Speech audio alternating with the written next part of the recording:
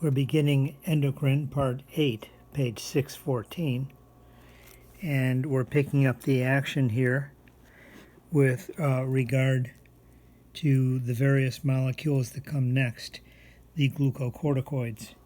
You might recall that the glucocorticoids are in the middle section of the adrenal cortex, and they would include molecules, naturally occurring molecules, such as cortisol and cortisone and corticosterone. The synthetic version that we find at the pharmacy is the prednisone.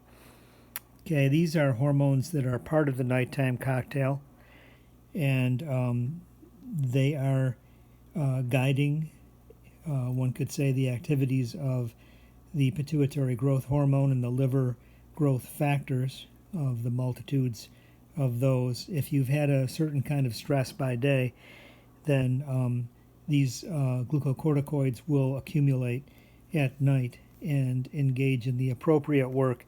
If it was a fun time outside, a great workout, maybe you went to the gym and you did some strength training, that means that the glucocorticoids will guide particularly the liver factors, growth factors, over to the musculature that was worked on, and specifically those muscles would hypertrophy as a response to nighttime activities of growth.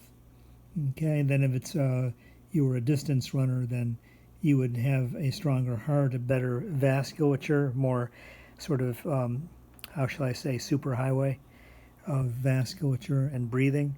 And so various kinds of changes can occur in that regard.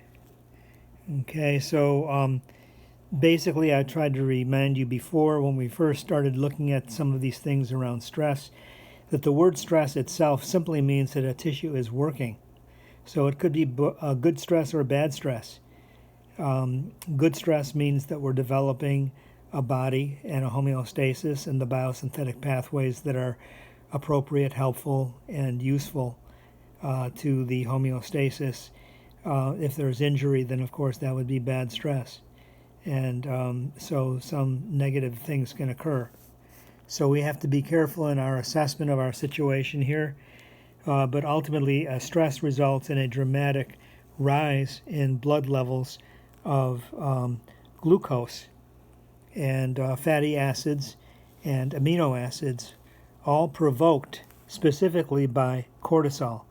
So isn't that a beautiful thing that a stress can provoke all of those substrates that would go into the biosynthetic pathways of interest? Cortisol's prime thrust or metabolic effect is to provoke gluconeogenesis. Gluconeogenesis means you break down fat to produce blood glucose at night while you build tissue.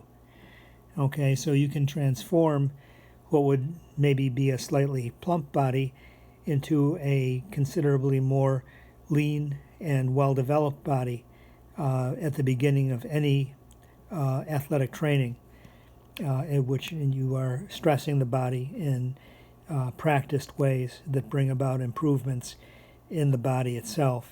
So you're substituting the fat development for then the muscular development, a very interesting outcome. Okay, so it says that is, we're having the formation of glucose that are built from fats and also from proteins. So the other thing can happen is that we're remodeling in general. Okay, so and the idea here ultimately at night while we're doing this, whether we're stressing in certain ways or not, is to save glucose for the brain. That's an important detail, saving glucose for the brain. So the brain cannot metabolize ketones. If you're starving and you're breaking down fat, you're not producing glucose. You're actually producing mostly ketones. And the rest of the body can metabolize that for energy sources, but the brain cannot. The brain has a blood-brain barrier, and it's very specifically fed glucose. Okay, there's also some problems with excess cortisol. So this would be possibly in the bad stress category. It says we have the ideal amounts of glucocorticoids that promote the normal and developmental types of homeostasis.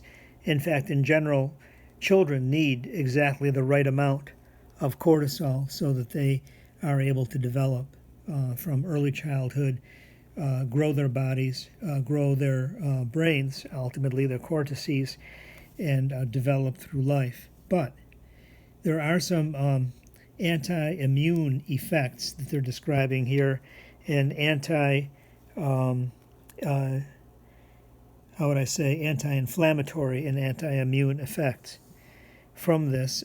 So we can depress the cartilage and the bone formation from too much sequestering of the growth factors and the growth hormone. So we don't get the proper development of cartilage and bone.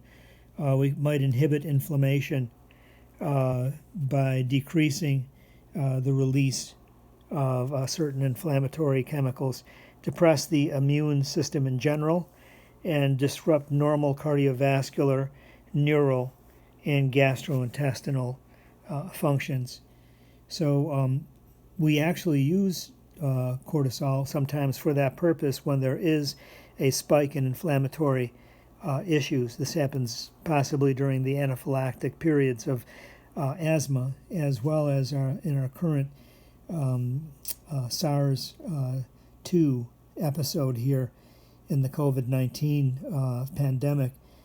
Sometimes there are such profound spikes in inflammation that there's a need to use a prednisone type of molecule to prevent collapse of the body due to overproduction of immune response. Here is a woman who was administered clinical dosages of prednisone or cortisone over a long period of time, and you can see the changes that she went through, a widening of the face. It's called a moon face, the development of a hump, fat hump in the back. We're not seeing, but you could ultimately tell that there's a thickening of the torso and a spindly sort of development of the upper and lower extremities. So there are some changes that occur, and this is referred to as Cushing's syndrome, Cushing's disease. And here they've indicated here some of the things going on with the syndrome itself.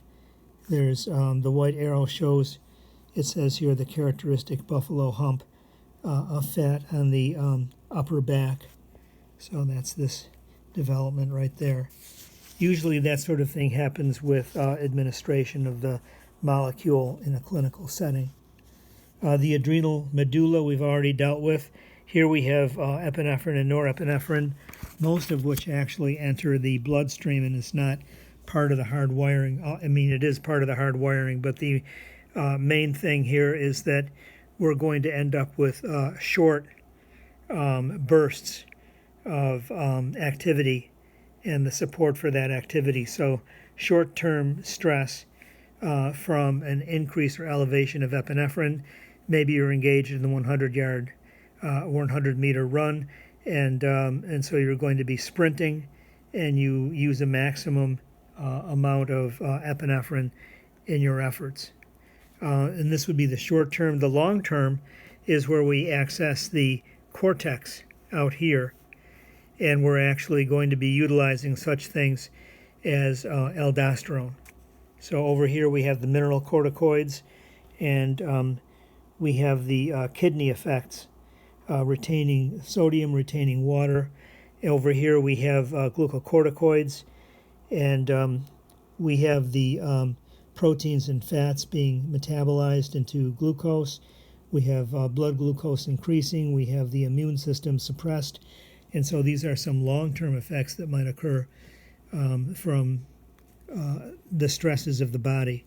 So these are very deep considerations here, and we should seriously consider these outcomes and look at these with some degree of, how shall I say, close observation.